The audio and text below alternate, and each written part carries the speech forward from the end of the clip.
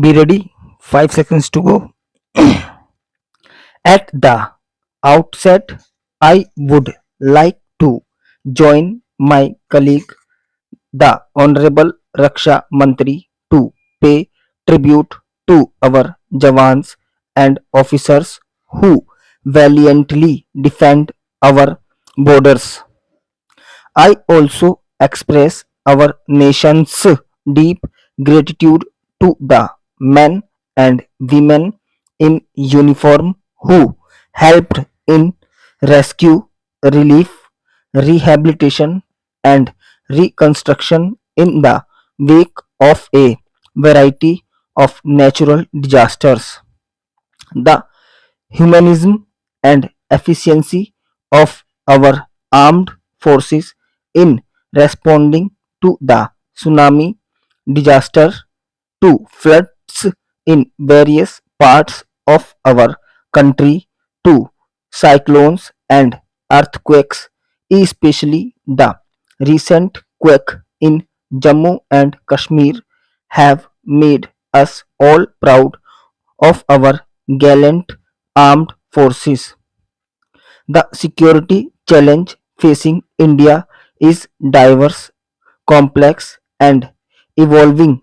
That is to be expected given our size, our location, our historical legacy, and increasingly our expected role in the emerging multipolar world.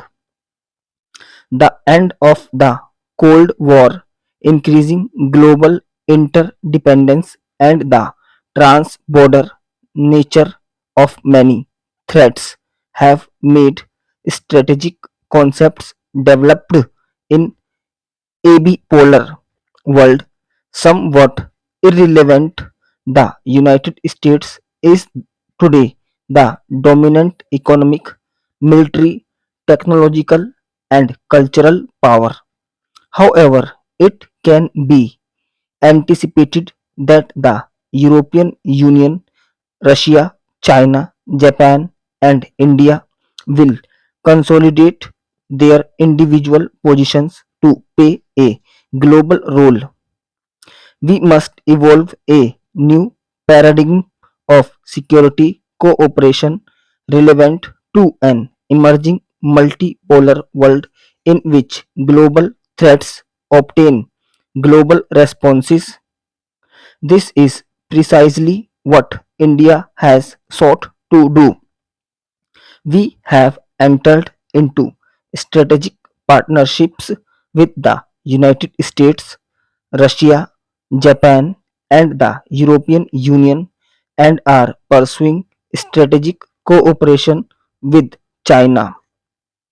Today, nations are engaged simultaneously both in competition and cooperation, while the international community has made some progress in evolving a rule based border or managing the economic and commercial dimensions of globalization.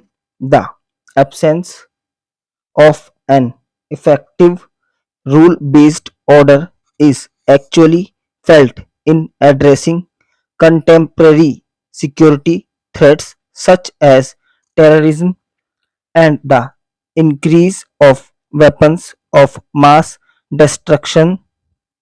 Simultaneously, globalization has sharpened the threat posed to us by instability in both our immediate and our proximate neighborhood.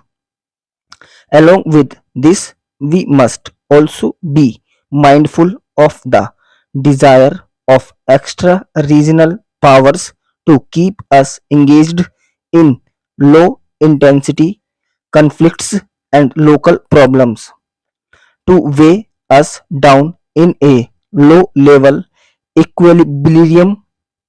To meet these challenges based on three broad pillars. First, to strengthen ourselves economically and technologically. Second, to acquire adequate defense